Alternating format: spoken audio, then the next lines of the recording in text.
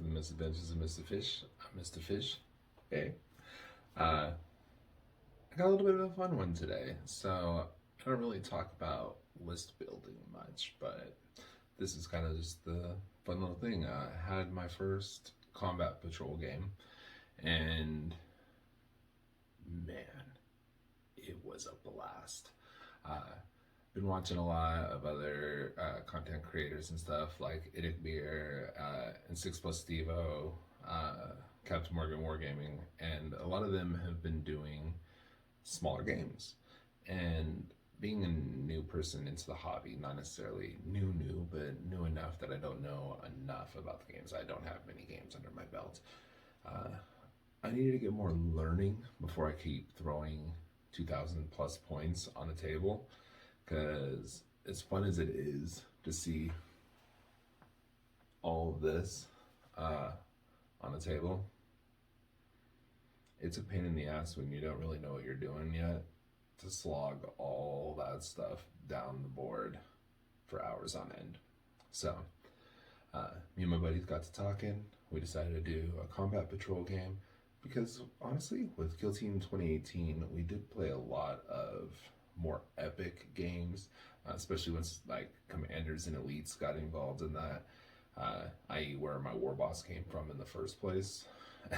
So but yeah, it's something I've been looking forward to, and as I'm so jacked by it that I wanted to share with you. So let's take a look at the orc list I'm planning on taking for blood axes, because since day one I've been a blood axe through and through. All about them sneaky tactics, cunning but brutal.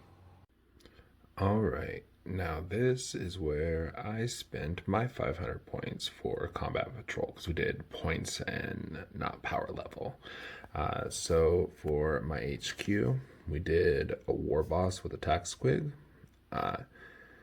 For our troops, we did one squad of grots that we did as orrible gits. And we'll get into discussion of why I did each of these in a little bit. For elites, we did a unit of commandos and a unit of burner boys with a custom mega blaster spanner. In fast attack, we did 2 knobs on Smasher Squig, and then for heavy, we did 1 fully melee Def Dread with Stomp-O-Matic pistons. So, yeah, and so let's get down to see the choices we made with everybody and kind of see why I did it. So the first thing on the list was the war boss, Lobo, the ultimate bastard, and his attack squig Bounder. So with this, since we're doing blood axes, for the warlord trait, I decided to go with I've Got a Plan, Lads. It's something that I use in bigger points as well. Even though it's not a lot of units, the ability to redeploy after everything's been placed is super handy, especially with some of the guys that can shoot further, especially like with the war boss here. So I like to run a custom shooter instead of doing the rockets or a scorcher. Because with that, you can upgrade it for CP to either a dead shiny shooter, which is amazing because it's a DACA 1410 with 18 inches, or because of the new, I want to say it's chapter approved, the Octarius stuff, there is the straight shooter, which is a 24-inch DACA 1410. That's strength 5 instead of strength 4. Both are -1 AP, but it only does 1 damage, whereas the dead shiny shooter does 2 damage. But the reason why I did the straight shooter was because I was anticipating coming up against Thousand Suns, and with their killer saves, the straight shooter actually does mortals. And so doing mortal wounds on 6s is super handy, although you're basically hoping for 6s at that point. Then other than that, just went classic, big choppa, just because it does big damage. Could have went power claw, but I liked keeping the weapon skill of the war boss at that 2+, just because it guarantees those hits in close combat if you have to get in close combat, which you usually want to with your war boss, especially when you're trying to play a little bit more aggro. I tend to play a little bit sneakier, i.e. the blood axes, but being as that this was really my first low points game, I just wanted to keep my options open. So yeah, and then once I had the full list done, came down to points and just added the attack squid because free attacks are free attacks. So yeah, so those are the decisions there for the HQ. So next up was our troop slot. And although we could have done Boyz or Snagga Boyz, I wanted the points and I wanted the different options available to me with the sneakiness of Grots. So I feel like the Gretchen are an underappreciated mob, just because even at a 10 unit like this, that's only 50 points. So, you know, if you're not using any of the other specialty units, you can make them orbital gits, which allows them both the objective secured ability as well as they are able to subtract 1 from attack rolls against them from ranged attacks, which is pretty cool. Now it does affect your units as well, but that being said, you don't really have anybody around them. Now, I took this unit because I didn't know exactly what we were going to get involved with, because like I said, this was going to be more of a learning experience game. And so I wanted something small that I could just plunk on an objective and see what they could do. And, you know, just because they're cowardly, I mean, they still can shoot, so we'll see if they pull out something. So I fell in love with Burna Boys back in Kill Team 18 because of my buddy's Necrons. Playing Blood Axes, the ability to fall back and shoot helped so much against things like flayed ones that could basically swamp your board and just start attacking your face. So the ability to step back and just toast them felt good. So that's when I kind of fell in love with them. At that time, we were still getting 8th edition rules, and so a lot of people didn't like them because they were only doing 3 attacks on a D3. You know, they were only 1 wound. But I like the 1 wound aspect because, you know, in old Kill Team, if you only did 1 damage and killed something, you had to roll to see if it died permanently, and rolling 1 die was so much better against the reanimation protocols of Kill Team. So I've always kind of loved them. In an elite spot, I think they fit really good for how cheap they are, because they're only 60 points. And then for the 10 extra points, I actually give them the Zap Krumpas, which allows them to do the same mortal wounds on a 6 when doing the wound phase for attacks, and for melee attacks, excuse me. And so I gave that to them. Same reason as the war boss, is just because with expecting it coming up against like Thousand Sun Terminators or demons and stuff like that, I just feel like this would be really good to kind of counter that action. And that's really good. And then I went with the Cambi because it's the assault weapons. They're all assault. So when you call a WA on turn 2, you can advance, burn, charge. So I think it's a great unit. So I have always loved commandos. Like, that's where my original love came from back in Kill Team era. And these guys have been on the ride with me from there. They're actually Storm Boy conversions, and maybe one day I'll turn them back into Storm Boys, but they were my first commando unit, and I had to bring them. Commandos are dirt cheap. They're 55 points with the power claw, and their ability to be cunning infiltrators, i.e. they can be placed anywhere on the board 9 inches away from the deployment zone of your enemy. They're super schmexy. Again, playing around the idea of objectives, playing around the idea of they're a slightly faster, slightly tougher Slugga Choppa boy, and you don't have to take 10 of them, you only have to take 5 of them. Plus, with the war bosses, I've got a plan, lads. We can put these guys somewhere close to the enemy's lines, or somewhere where they can be a big open target, and then we can move them as one of the 3 units we're allowed to move. So yeah, they're kind of cheeky. And I was hemming and hawing about if I was going to take the OG guys, or if I was going to take the more modern commandos that I did from Kill Team, and I just feel these guys deserve the respect. They've been through a lot.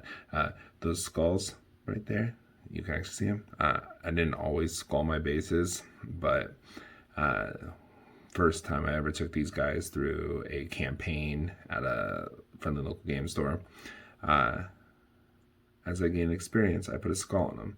So as you can see, these guys made it through quite a few combats. So, love my commandos. Gotta show them some love. So this might be one of the more controversial choices on the list. But man, do I love the knob on Smash a Squig. I think this is arguably the best miniature of the new orc line, and definitely one of the best beast snaggas. Obviously I haven't played with everything. I couldn't tell you, point for point who's the best, but these guys I feel like are just all-stars of what they're capable of. So with Defgob, Scabrot, and Oozbad, Wartbad, I actually used them because of their being characters. I used my last CP to give Oozbad Morgog's thinking cap. Since I wasn't going to be starting off with any CP, I figured I'd be generating extra CP, which would be super handy. So with that one on, every turn you get a roll, and on a 4-up you get a free CP. So it's basically a second CP every turn. And then with Defgob, he is extra cunnin'. And so with the extra cunnin', what we do is, it's one of the other ones also from the new Octarius stuff, that allows you to lower the cost of a stratagem by 1 CP. Super helpful for stuff like ramming speed for vehicles and things like that cost 2 CP, or if you're wanting to do Overwatch, or if there's also an ability that the knob on Smash a Squig himself has, that if he charges and kills something, he can charge again if that unit's no longer there for him to actually fight. And so they're just so good. And so yeah, I split them up so that way one of them wasn't point heavy. If one died, I would still have the other. And then they're just both just savage with the Smash a Squig Jaws and the Big Choppa, but because of the Smash Ed, he can actually do, whenever he does a charge or heroic intervention, you roll 5d6, and on 4 pluses they suffer mortal wounds, which is super handy because it lets you get around certain things, and whenever you can do mortals on a charge, why wouldn't you? So yeah, I definitely think these guys are some of the best models there.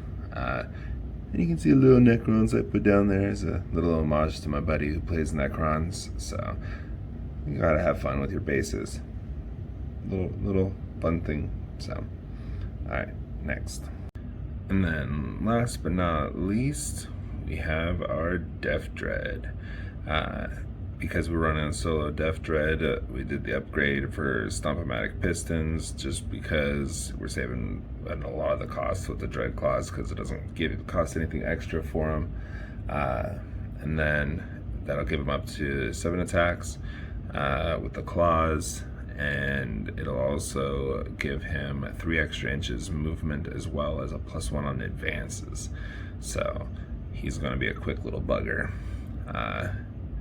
And then also he's probably my favorite one out of all of them I named out. That was the other thing I did, is I made sure I named them all before game day, just so that way they have more character, you know. Do me some good. So we have D0N7 5H-00-7, aka don't shoot. So yeah, I love it. So, boy, if you like my mate Mr. Fish's content, give him a like. And if you don't want to miss future content, go ahead and subscribe. Now hurry up, you git. Oh, and thank you very much. so now that you've gotten to meet all of Mutta Spore's boys that we're taking today, let's find out how the game goes. I'll do my best to recount here since I didn't take any video, but first things first. If you haven't seen Kerry from Miniature Frontier's newest video, great supplies for starter games as well as competitions. But here you can see my buddy's Necrons brought 2 units of Lynch cards, 10 warriors, and a Technomancer. It was fun. We set up the board pretty simple with just ruins and ruined walls, so that way we didn't have to worry about too overcomplicated rules. And since we were keeping it simple, we did Annihilation, which meant we took opposite corners and just tried to punch each other in the face. I did move some things around with my I've Got a Plan lads, moving that Dread into that center lane, as well as moving a knob next to the War Boss so they could move up front, and then the Commandos in the corner. And then he piled in his Necrons in the buildings, so that way he could basically just try and burst on Swarm when I got close. From there, I didn't really get a lot of the first turn action, but one of the knobs was able to get all the way across the board to the Lynch guards, but then when the fight back happened, they were able to surround him, but he managed to hold on. That being said, in the next area, his other Lynch guard got to my knob and killed him, but Orcs is never beaten.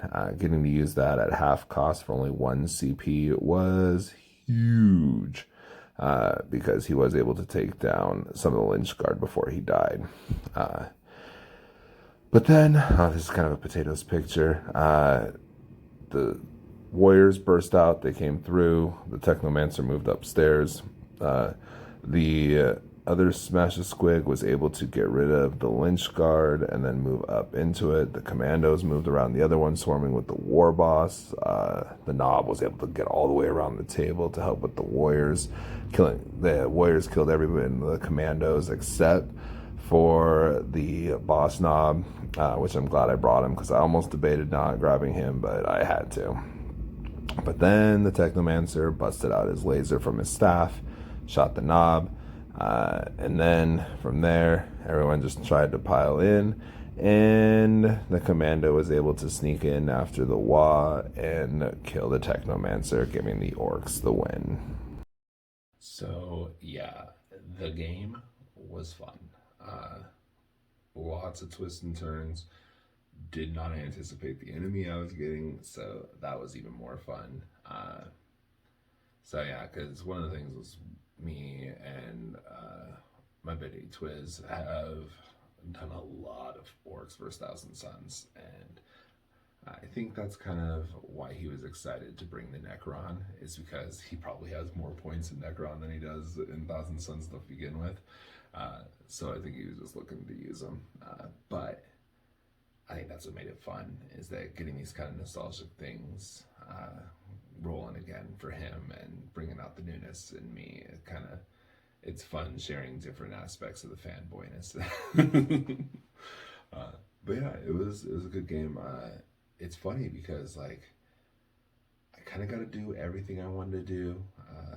There's a few play mistakes that didn't really affect the game in the long run, but the Lynch Guard savages. I mean,